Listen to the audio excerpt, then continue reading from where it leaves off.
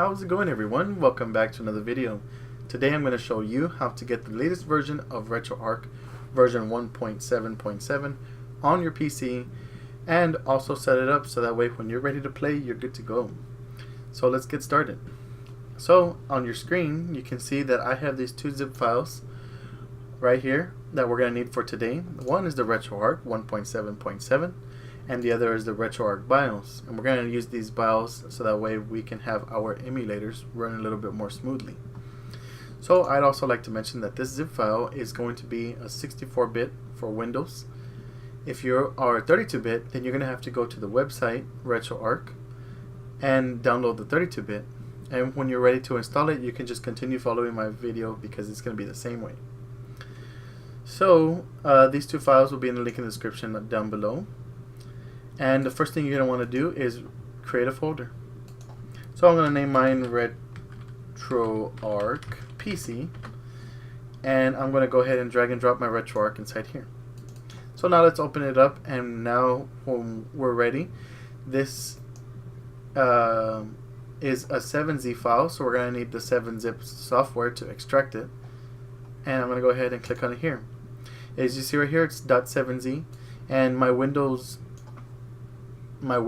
actually does not recognize it and fails to extract, so I had to download the 7-zip.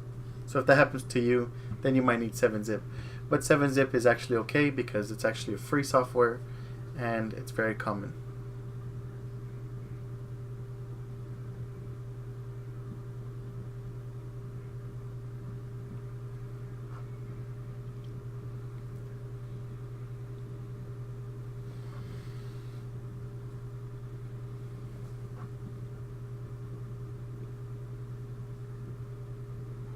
Okay, now that we have been successfully extracted, we can go ahead and remove this file, or you don't have to, or delete it, it's up to you. It doesn't really do anything, I just like to remove it so it won't be in there. The first thing we're going to want to do is open our BIOS folder, and you can actually make a new folder and drag and drop in there and extract, or just open it up like I am right here. And once it pops up these files, you can just go back to your folder right here, your RetroArch folder, look for the file that's called system, and see how it's empty here. Well, it should be empty, but just go ahead and highlight all these files and just drag and drop them into the system folder. And there you go, you've extracted those files and we're good to go with RetroArch. So now our system folder has our BIOS, and now we can scroll down to where it says application, and let's go ahead and run the application. So it should pop up here, and as you can also see on the screen, I have my Xbox controller connected directly to it. It does read it. It does also should have function for Bluetooth, but since I sit real close it doesn't really apply to me, so I'm using a plugged controller. So the first thing you're always going to want to do when you run a fresh RetroArch is do the online updater, update the core info files, and then update assets.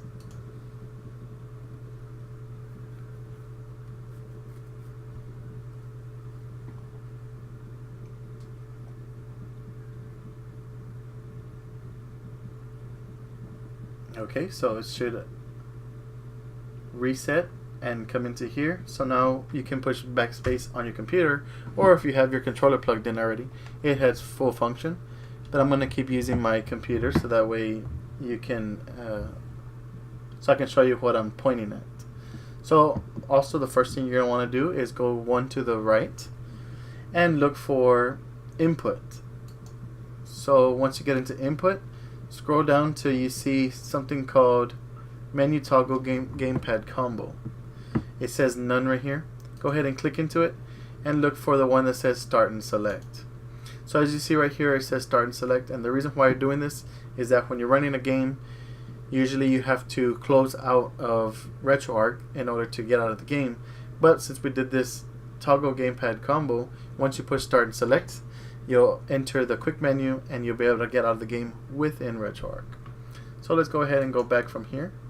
Go back, push backspace, or push back with your Xbox controller. Now let's go up to video. Now here you can always start this on full screen. So every time you open up RetroArch, you can have it on full screen. Down here is the aspect ratio. So some of your games, they might be in 4.3 or something else because it says it's been under core provided. But I like to have it on 16:9 because my monitor is a widescreen and it'll have my entire game all the way expanded full screen. So I'm going to leave it like that, and then I'm going to go ahead and jump into full screen. So I'll get back at you when I do that.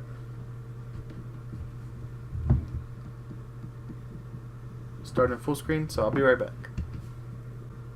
Okay, so now we are in full screen and everything's running as it should be. We have our aspect ratio ready, so now we're ready for some gaming. So the first thing we need to do is load a core. Obviously we're not going to have any, so we're going to need to go ahead and download a core.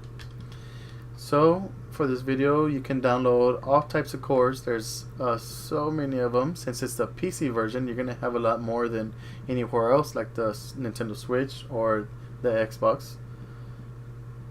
But yeah, so I'm going to do just some so that way I can show you. I'm going to do the Sega Genesis, then I'm going to do the SNES 9X and do quickness, and they install pretty fast. Well, also depending on your internet speeds, it'll be faster or slower, but I'm going to go ahead and do the mains. So I'm going to just go ahead and I'm going to play one game, and then I'm going to go ahead and do my outro. But the rest of the video will have other games being played, so that way I can show you an example of what is working on the RetroArch. So our cores have been downloaded. Now they just need to be extracted. Everything's good to go. Now once you click back on your controller, you'll have and go back into load core, you'll have your cores downloaded. So for this video I'm going to just start with something simple, and I'm going to go into the Genesis, Sega Genesis. So I'm going to go ahead and click the A. If you see on the way bottom of your screen right here, you have the Sega Genesis are loaded. I prefer that you load the game first, the core first, because it helps with processing speed and load time. So now that we're there, you can go ahead and go to load content. And this right here is very important. When you have your ROMs, unfortunately I can't show you where to get my ROMs or how to get them, but you can do a simple Google search and it's pretty easy to find. But after you do that on your own, I suggest that when you go into your RetroArch PC folder, and you know how we talked about the system folder, if you look, you'll find a downloads folder as well. And in this in the downloads folder you can put all your ROMs. That way when you go into load content, you go to downloads and they'll be there already. Unfortunately I have my ROMs on my desktop, so I need to go into my C drive, then go into my users, of course mine, then go into my desktop and find my ROMs. So if you can, on the RetroArch folder that you make, find the file that says downloads and put all your ROMs in there. So I loaded up a Sega Genesis, so I'm going to go ahead and click on Sonic Heroes. This is a zip file, so it's going to show these two options. Just go to load archive and then click on the current core that you have, and then it should run. There you go. So there you go. This is the Sonic Classic Heroes. I'm not sure if it's actually a hacked version of this ROM, but just wanted to try anything real quick, something that will load faster. Other games will load slower, like if you do CD-ROM games like PlayStation or Dreamcast or something, then you will have a little bit longer load time. But there you go, guys. You have your PC running ready to go, as long as you just need your ROMs. So Let me tell you what I was telling about the gamepad menu. Just push start and select, and it'll bring you to here.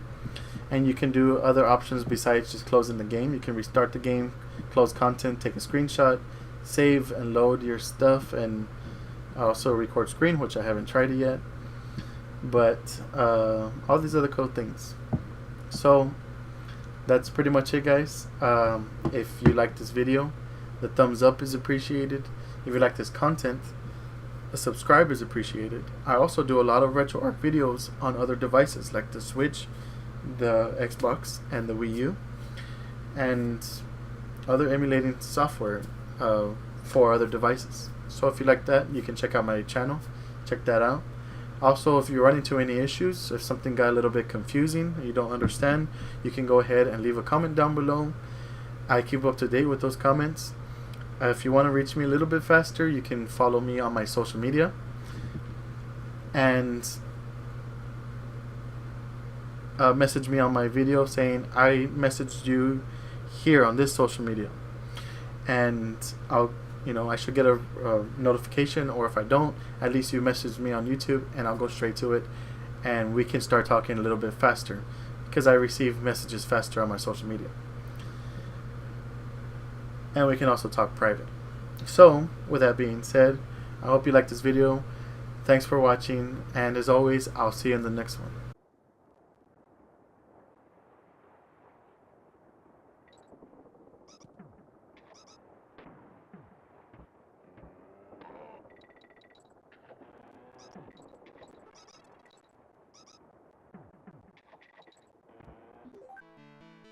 Rise from your grave.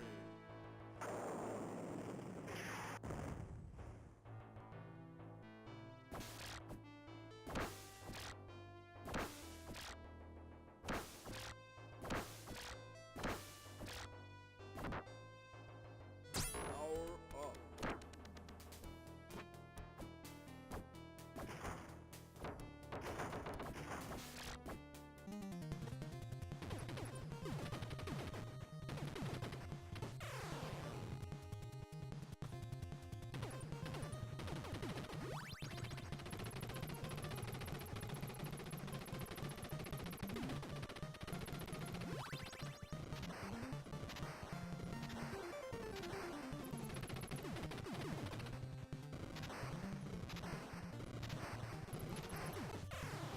In the mind, if you wanna test me, I'm sure you'll find the things I'll teach ya. Sure to beat ya, nevertheless you'll get a lesson from teacher. Now kick.